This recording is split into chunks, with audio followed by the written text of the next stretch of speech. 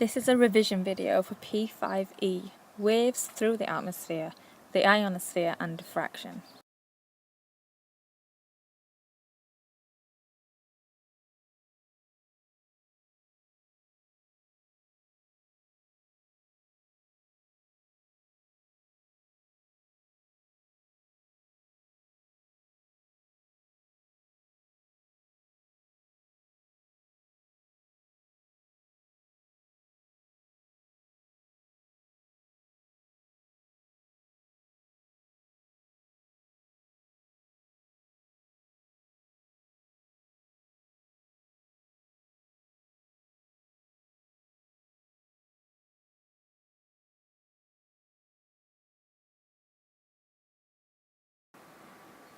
We have already learnt how parts of the atmosphere protect us from high-energy ultraviolet radiation from the sun.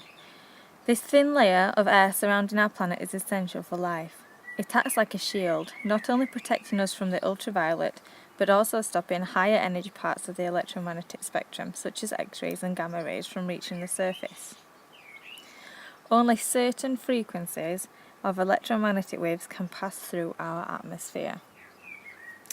These are the microwaves, the infrared, the visible, and only some of the ultraviolet. Radio waves are blocked depending on their frequency, and the high energy waves like X-rays and gamma rays are blocked as well. As only some electromagnetic waves are able to pass through our atmosphere, some of them are absorbed by one of the many gases, others by water droplets. Whether an electromagnetic wave passes through depends on its wavelength and on its frequency. If you don't have cable TV at home, then the pictures you receive are all beamed through the air. The TV signal might consist of microwaves sent from your local transmitter. This is called a terrestrial TV signal.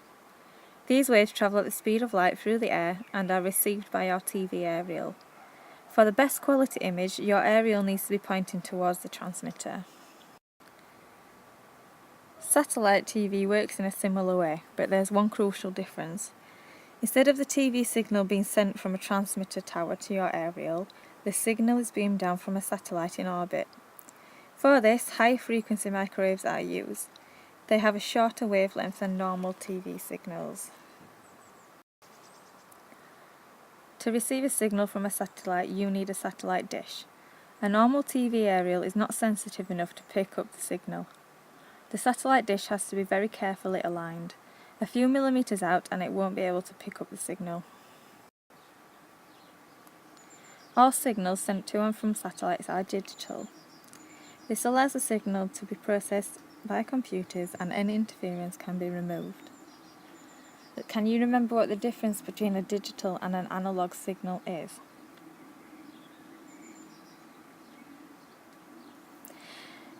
In a digital signal, the signal is sent as a series of pulses. And with the satellites, it's a series of microwave pulses. They are relatively low frequency and used to communicate with the nearby satellites. To communicate with satellites much further away, higher frequency microwaves are used. Satellites that transmit satellite TV signals are in geostationary orbit. They beam the signal from a height of over 30,000 kilometers from the Earth's surface. They are in a fixed spot above the surface, so you can bounce the signal around the Earth by relaying it from one satellite to the next. In a satellite communication network, the signal is beamed up to a satellite, and then that satellite retransmits to the next one, and so on. Then the last satellite transmits to a receiver on the ground. Some networks can have up to 30 satellites to relay the signal. So why does a satellite dish need careful alignment? Well, microwaves have a shorter wavelength than radio waves. As a result, they don't spread out or diffract as much as radio waves. This is the reason the dishes need such careful alignment. The microwave beam travels in a straight line, not spreading out very much at all. The dish needs to be precisely the correct angle to reflect the signal onto the receiver. To increase the quality of the signal, you can use a dish that is much bigger than the wavelength of the microwaves used. This dish then reflects all the signal to the central receiver, which passes it onto your TV. Okay, so now you can stop the video and have a go at these graded questions about waves through the atmosphere.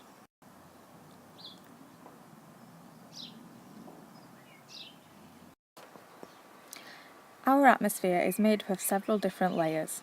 Each layer has different properties. One of these layers is called the ionosphere. It is very important for longer range communications. The ionosphere is at a height of around 400 kilometres from the surface. It's unusual as it contains a large number of ionised gases.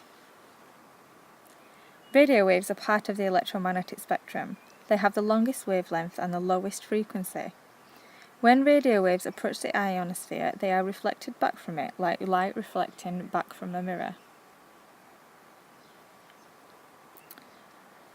Radio waves with a frequency lower than 30 million Hz or 30 megahertz are reflected back towards the Earth.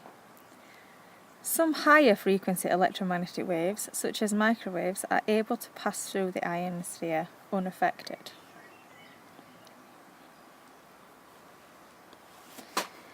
It's not just low frequencies that meet obstacles. Higher frequency microwaves above 30 gigahertz or 30,000 megahertz also have difficulty passing through the atmosphere. They are scattered and absorbed by dust and rain.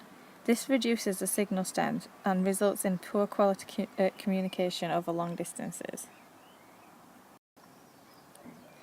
The problems caused by the ionosphere and the dust, rain and other particles in the atmosphere limit the radio waves and microwaves that can pass all the way through it.